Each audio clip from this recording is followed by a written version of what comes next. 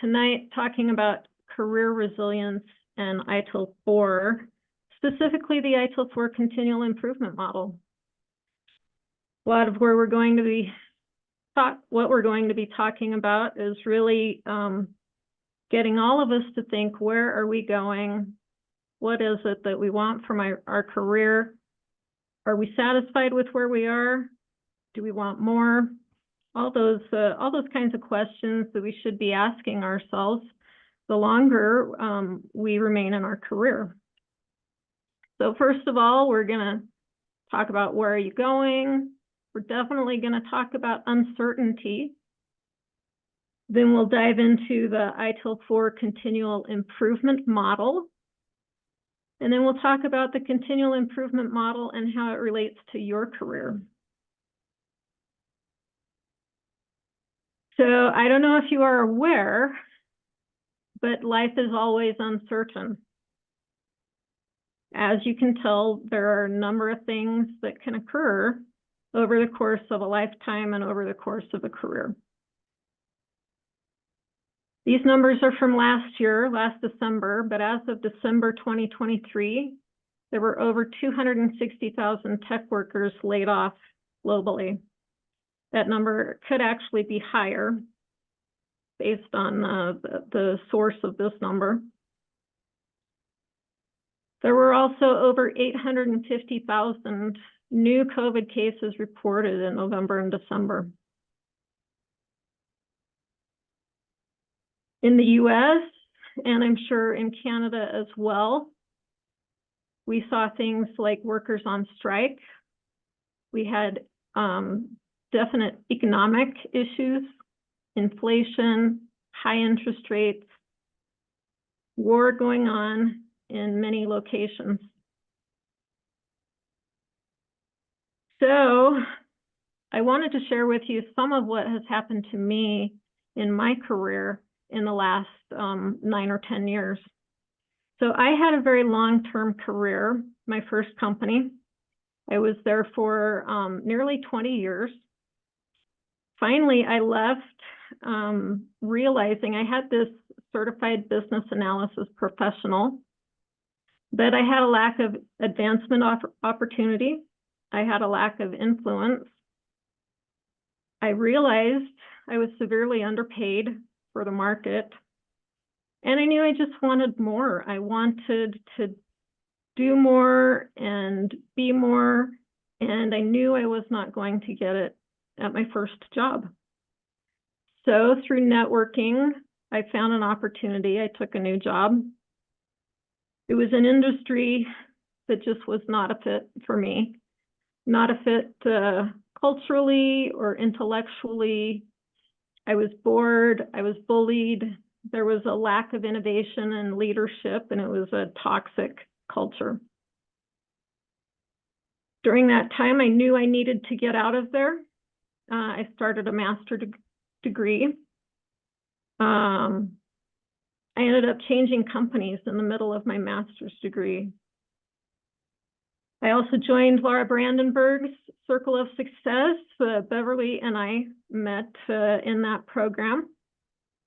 I had my master's graduation. I was recruited for a new role in a new organization, and things were looking really, really good. And this was in August of 2019. Well, we all know what happened in March of 2020. We had a pandemic. We all went home, and we stayed home. I decided to launch a podcast and a website. I also became very interested in ITIL 4. In 2021, I started a doctoral program. 2023, I launched my business. And it's a good thing I had done all of those things because I was laid off in mid-October. And I was really nervous about what the future held. And I knew many people who were laid off for months, and it took them a long time to find a new role. But I found a new role as a consultant. And I wanted to put this tidbit in there because I am speaking to a Canadian audience. I am learning French. That was something else that I took up. And this was all my attempt to make sure that I was prepared for uncertainty. I would rather be someone who prepares for uncertainty than waits to let it happen to me. So let's talk about ITIL 4 and continual improvement. Now, ITIL was originally known as the IT Infrastructure Library. It's a framework of best practices for delivering value through IT services. It began in the UK with the British government. It was purchased by Axelos, and it's now run by PeopleCert. And when we speak of IT service management, there are a number of things that IT service management does for organizations. For the most part, it's best practices and governance for areas like risk, strengthening customer relationships, and ensuring that your organization's tech environment is geared for growth and scale. Now, one of the things, the new ITIL 4 version came out in 2019. One of the things that came with it was the Continual Improvement Model. And these are simple and logical steps for an improvement initiative at any scale. What occurred to me is that this was basically not just for technology, but for life. This was a way to provide direction and guidance for how we should approach life and how we should approach our careers.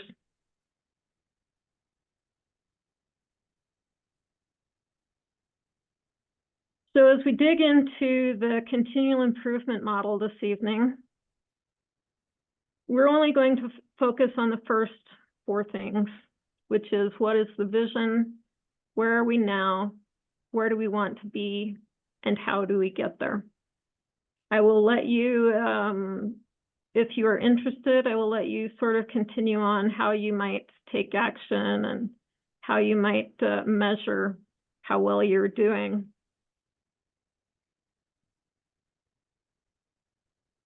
So if I were to approach my career from a continual improvement model perspective, I would first ask myself, what is my vision?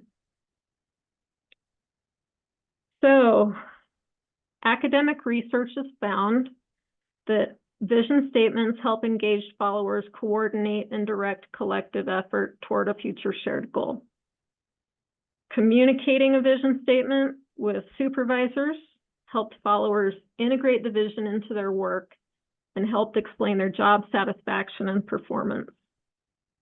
I know during my previous role that I made sure to talk with my supervisor regularly and what was my vision for progressing in the organization. So you have an assignment. You're going to have several assignments as you leave this evening. And hopefully you find them engaging. But your first assignment would be to create a vision board. Pinterest is a great way to do that. The idea is that you look for pictures of what you think your best life might be. And using those pictures as guidelines, you develop a vision statement for yourself and for your life. If you do not have a Pinterest account yet, I encourage you to get one and use that as a simple method for creating a vision board. The second question is, where am I now? And this is really where we need to take stock of our situation, whether we are happy in our situation, whether there is more we want in our situation. So one specific technique to help with this is called a Wheel of Life assessment. The idea is that you reflect on where you are at this moment, and research has shown the reflective practice is a great way of combining your continuing professional development and professional life. It helps you inform how you change in practice, allow judgments in effective care, and encourage a new way of thinking. So when we think about a Wheel of Life assessment, it's going to look something like this. And you're going to have different growth areas in your Wheel of Life. These are some options you might have. Am I satisfied where I am in my career? How do I feel about where I'm at with my money and health and relationships? And then you will, in each quadrant, color in where you think you are in each of these areas. For example, this person believes that their health and their fun and recreation, or excuse me, their physical environment are very high right now. They think that their spirituality and their personal growth or their relationships are a little low, and they want to get better at that. So if you would like to perform a Wheel of Life assessment, this is your assignment, by the way. We said there would be assignments tonight. So to perform a Wheel of Life assessment, you can go to wheeloflife.io and fill out the wheel and color it in, and really think critically about where you are and what your situation is, and if there is room for improvement.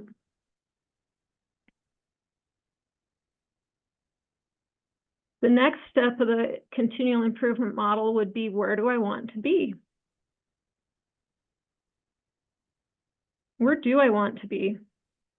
I know that especially as I was approaching midlife and mid-career, you know, I got very sort of philosophical and really needed to do some work to see if I was satisfied with where I was and with the impact that I wanted to have.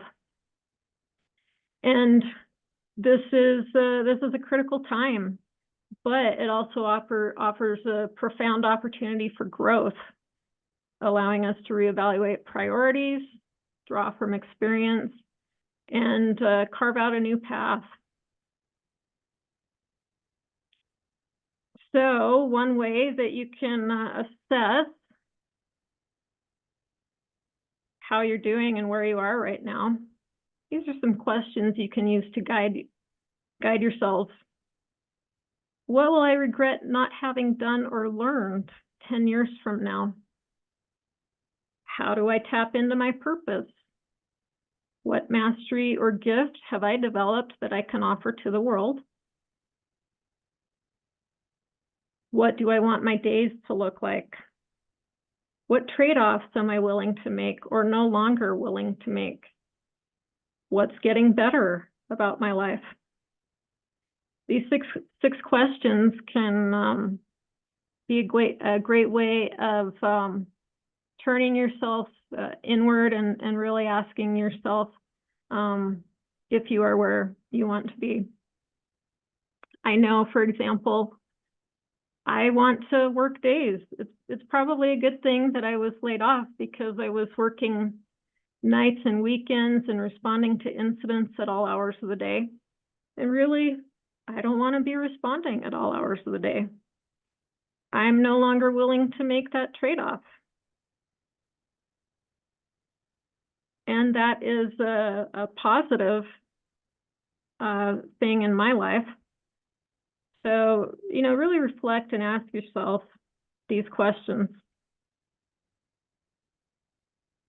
And then finally, how do I get there? As business analysts, as you know, we are all about planning and approach.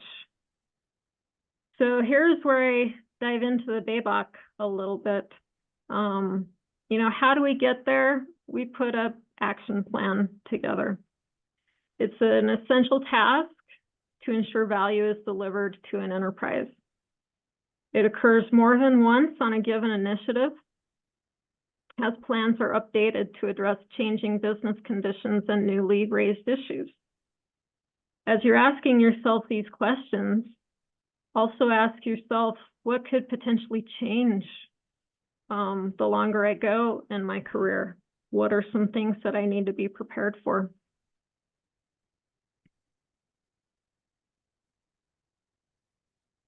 If we look at the competency model, we know that the concepts of change, need, solution, stakeholder, value, and context guide us in our questions. So what do I need to change? What's missing? What's the solution? Who do I need to involve? What value do I hope to achieve? And what do I need to understand? And then finally, take action. As business analysts, we work our plan and we review and we measure our progress daily. We check in with our support team, we revise as needed, and we reward our progress.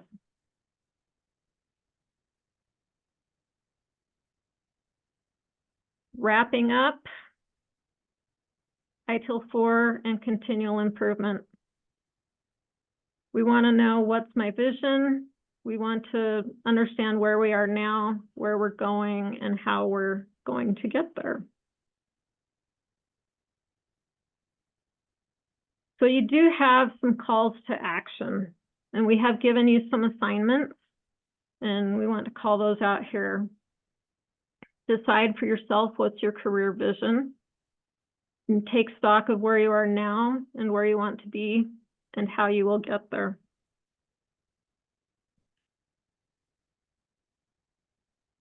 And I do have some freemium content. If you'd like to email me, here is my email address to get your free personal power plan template. Sign it and show it to your boss and or personal support team. And that's a great way to get yourself started as you think about your career and your possibilities.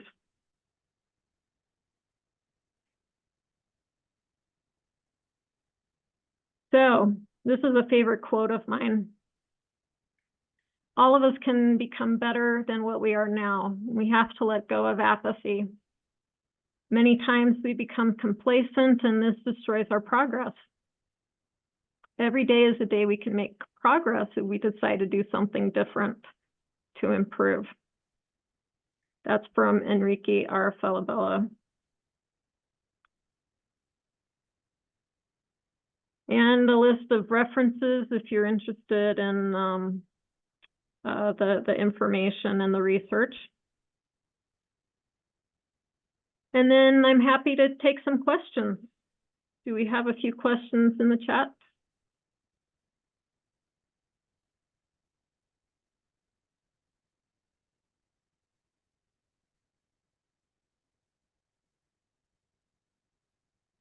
Okay, traceability coaching. That's a great question. So traceability coaching, if you go to the website, I have a coaching model.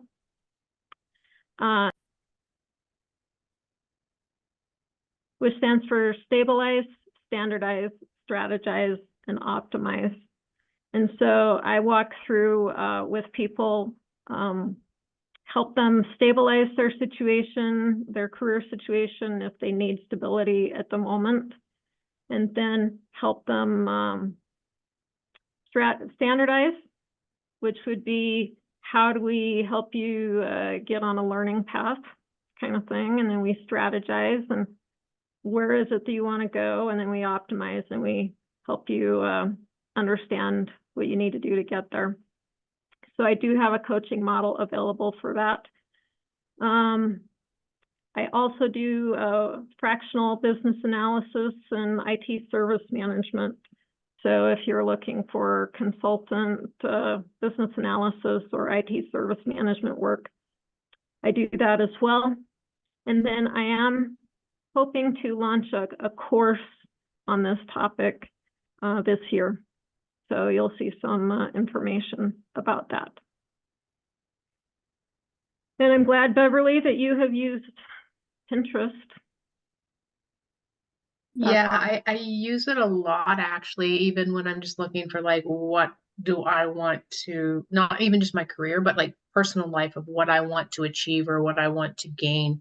And it's really nice because if you change your mind, you can take things off and put new things on. So it's really customizable. And I think it's a really good tool for helping people really look at what they want to achieve and what they want their future to look like. Absolutely. I totally agree with that. In fact, I have several vision boards on Pinterest because sometimes I do it for multiple areas of my life. Like say I've got a vision board for relationships, a vision board for career, that kind of thing. Same here. Same here. But I do have a question for you, Tracy. Sure. Because I'm kind of doing some of the evaluation of myself as well and looking where I want to go. How important would it be to really evaluate what skills you have, and are those things that should make part of your decision about where you want to go? Like, how would that work? Well, so one thing that I have been working on personally is I've been putting together, I'm calling it my consulting toolbox. Within that consulting toolbox, I'm putting in tools that I've used, techniques that I've used, where I've used them at certain organizations and projects. And I've also graded myself. Do I feel proficient in that area, or do I feel, you know, intermediate or beginner? So that if someone comes to me and says they need some business analysis or ITSM help, I have a way to say, these are what my strengths are. I can provide some of these other things, but no, it may take me a little longer to get up to speed in some of these other areas and that kind of thing. There are techniques and tools that are more interesting to me than others. Understand. Yeah, and that's kind of where I'm at, like pulling out there's skills I have, but they really don't interest me to continue improving them. Like, I mean, they're fine. If I have to use them, I can pull them out. I can, you know, work with them, but it's not something I really want to improve more on. And then there's other areas, and that's where I'm kind of getting, do I focus on what I've got and kind of just study on the side and work on the side with stuff, or do I really focus on the stuff that I really want to be doing and really work hard at that rather than just, you know, focusing what I do have. So that's where I'm kind of trying to balance things and juggle things. Yeah, for myself, I'm definitely on the side of let me work on the things that I really enjoy. Gotcha. And then Eileen has a question. Hi, yes. I'm actually new to the world of business analyst. Oh, great. In so much as I applied for a job in more of a technical side of things that had the title of business analyst, and then I was able to move into a role that is more business analyst related with regards to project work. And so I'm actually kind of at a loss of how to even start. Like I find that business analyst work is so big and so vast. And I'm still trying to figure out, because I'm only 6 months into this position now. So I'm really trying to navigate the idea of here's my role, here's my title, but what does my role do? Do you understand what I mean? Because I've never really been helped to shape that. So because there's just so much, it's overwhelming and I have no idea where to start. And so these questions are helpful to a point because business analyst work is so huge. I don't even know how to focus in. Was that at all coherent? Did I explain myself okay? Yeah, you did. You know, some of that is going to come with norms in your organization. There are ways of working and ways of doing projects in the organization that you joined. So then I would start with planning my business analysis approach. aligning with the ways of working in my organization. And if you have expectations that your project leaders have for the business analysis, and also, what do you expect of me? What deliverables do you need from me? And you can certainly approach it that way as well. Well, one of the struggles of where I am right now is that the project team that I work for is like a larger team. So we have project directors, project managers, and business analysts. Mm-hmm.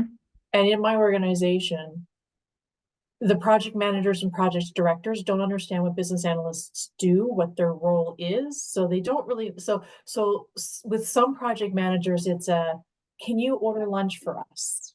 Because we're going to this meeting. Other times it's can you take notes for me? And other times it's hey, can you build this flyer that we're going to go to community engagements? And like, that's not a skill I've ever learned before. Great. And when you want it win. So it's like, so even the project managers don't know what business analysts do. So I'm kind of pushing up against the, is that something that's expected of me as a business analyst? And there's only, so I do have a mentor that I've started mentoring with, but we don't have a lot of time to work together because of workload pressures. So I know that there's a lot of work I'm going to have to do on my own. So I just wanted to kind of, like I said, sound this off you a bit to kind of get your impressions of best places to start. Because the idea, I like the idea of seeing what the organizational norms are, but no one knows what, like our team doesn't know how to use business analysts. So I'm kind of having to work with my mentor when I can get her and feeling it out for myself. So some organizations are more mature in these areas than others. Certainly I would start with what kind of a project is it? And then knowing what the project is, look at how to plan a business analysis approach. And I would get the BABOK guide and start reviewing techniques and situations and that type of thing that would be more common for particular projects. So for example, use cases are going to be different than data analysis. Do you need to do data analysis on a project? Do you need to do use cases on a project? That's something that you'll have to sort of figure out based on what you're seeing about the project. I would also state that I would recommend that you be a little more upfront with everybody and you say, I'm not here to be your scribe. I'm here to be a business analyst, and I will be happy to facilitate the conversation and do some discovery, because that is my role as a business analyst. And I'm also far enough in my career that I know that I don't want to do some of that junior stuff anymore. The stuff that people just give sort of grunt work to you. So I have had to learn to sort of step up for myself. Well, because we're getting to, or at least within my organization, I promise this will be the last thing I say, and then I'm just not going to stop taking over the conversation. I've been trying to, even with although my title isn't junior business analyst, I do consider myself a junior because of just lack of experience. Like I have the natural inclination on how to be a business analyst from speaking with my mentor, like have that natural inclination, which is helpful. But the techniques and other things is where I'm lacking. But I'm starting to, there's more work than there are business analysts. So I'm starting to be more, do what you're describing, to see more advocate for myself. Like, I need you to be explicit in what it is that I'm responsible for. It's great that you're giving me context, but I don't know how I fit into what you want. So those are the kinds of things that I've been saying. So that sounds like it's kind of in line with what you're saying with regards to creating that structure around what my work is actually going to look like, as opposed to being more at the whim of whatever. They're like, oh, we need this done. Okay, we'll send it to me. Right. I would also say if you're unfamiliar with certain techniques, you can certainly, with the BABOK, get some guidance on those techniques. But let me just say that there is a webinar on IIBA for just about every technique. Lots of ways. I also use Udemy a lot for inexpensive courses. I have a corporate license for that. So yeah, I would suggest Udemy. I've done things on ITIL. I've done things on pivot tables. Yeah. I've done things for lots of other things that I know are going to come up on certain projects. Perfect. Sorry, my puppy decided he wanted to make himself known. Sorry about that. This was very helpful and insightful, and thank you for letting me take so much time, and I appreciate this very much. You are welcome. So Chijoki, I hope I said that right, Chijoki. You're needing to get some help. Yes, you did. Oh, great. So you're looking for some help in preparing for certification. Yes, I do. Tracy, Good can I evening, take everyone. that quickly? Yeah, you sure can. Yeah, so Chijoke, this is Harry speaking. So right now we are running a certification program for the CBAP, ECBA, Okay. and CCBA. We've had 2 classes. If you go to the IIB Nova Scotia website, you see events, you see how to register. My advice to you is to register with that, come to the classes. We have like 7 more classes to go. Come and just learn. We have seasoned CBAP certification holders, and they are there to guide you through. So that would be my best advice Oh, for you lovely. on that certification. Yeah. I was hoping you would say that, Harry, because Yeah, certification help thank you. is not something I provide. No, that's fine. Okay, does that help? Thank you so much. Yeah, that helps. I would definitely register.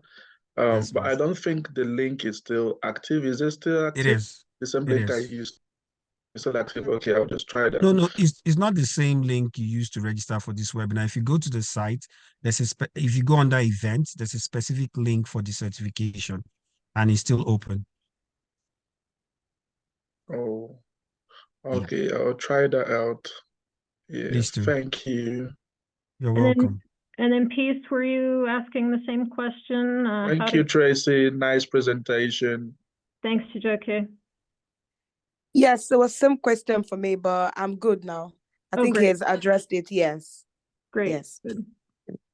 And again, Tracy, you said we should just like create a vision board and where we are now and where we want to be, right? Mm-hmm. Like, yeah, for me, transitioning into business analysis for almost a year now, and I've been applying, right? In my former job, let me just say that I kind of did something like a business analyst, but it wasn't defined. Okay. But when I got into the role, I found out that, this was what I was actually doing in my Mm-hmm. previous role, but just that, I didn't get the hang of it. I didn't know it as business analysis. Mm-hmm. But, sometimes I kind of have this imposter syndrome. Like, I feel I'm not enough. That's why you see me running, I won't get certifications. Mm-hmm. And someone will tell me, certificate, it's not about certifications, it's all about experience. I don't know. This is just where I am now. Like, Mm-hmm. as you were speaking, I was trying to envision myself, this is just the issue I'm having at the moment. Like, how can I come out of this place, this particular place I am in now? Mm-hmm. That's the feeling that I'm not enough, I'm not good enough. And I certainly recognize that. I have those feelings many times myself, especially as I try to do more and be more kind of thing. And I would just say that when we do have those feelings, that we remind ourselves that we're in this life, we are not meant to play small. We're meant to do and be everything that we need to be so that we can help lift others. All right. So I would just say that you know who you are, you know the value that you bring, you know how you have been successful previously, and you know how to advocate for yourself. And so doing all of those things, I believe, will help you overcome some of those feelings of imposter syndrome. No, thank you. You're welcome. And please, just to add to that, like what Tracy said, look for your small wins. Look for things that would look for small wins, because those small wins allow yourself to believe that yes, you can achieve this thing. You can actually do it. So, and give it your best. Another thing is look for a mentor. And your mentor can guide you one step at a time to where you need to get to. But you also have to remember that those voices, those imposter syndrome voices, they are not true. And sometimes you need to fight that voice. You need to say, no, this is not true. I am good enough. I know I can be better, but I have something to offer. So it's fighting it, getting a mentor, and look for wins. And when those voices come, you mention your wins. I was able to do this. I was able to achieve this. I was able to do this. And over time, you find out that the winning voice will drown out the imposter syndrome voice. I just wanted to add that to what Tracy said. Thank you, Hari. Yep. Thank you very much. Thank you. Helen. Hi, Tracy. Hi, Helen. Hari. My appreciation for your sharing of the study group from Nova Scotia chapter. I'm from Winnipeg chapter, and I'm also a student at my university learning applied business analysis at the moment. I am struggling with studying and also practical experience. I'm not one who is from business analysis. I'm from HR. But now I would like to expand my career development to business analysis, and it might help in application on HR analyst. Right. Because previously I observed my colleagues who works at the HR analyst. They are standing from technical knowledge, but not from business perspective. To provide these the HR report, there are some restrictions regarding to those questions, providing the consultancy of a business perspective, so that our HR professional can make a wisdom decision related to people's strategies. And I take a risk to resign my job and spend a year to study business analysis. But when I am in the program, I was struggling with this because I'm not the one with technical oriented. I'm the one from people oriented. It was a quite new word to me. Why it is requiring me to starting with analytical thinking, technical oriented, and technology wise. But I appreciate that I'm finding you guys having a group study.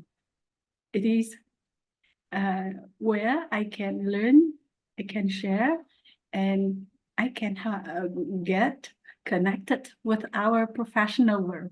Thank you, Hari. Thank you, Tracy, for this wonderful section today. Great. And I would just add, Helen, I did not come from a technical background myself when I began my business analyst career. When I began my business analyst career, I was working in customer service and did not enjoy being on the phones.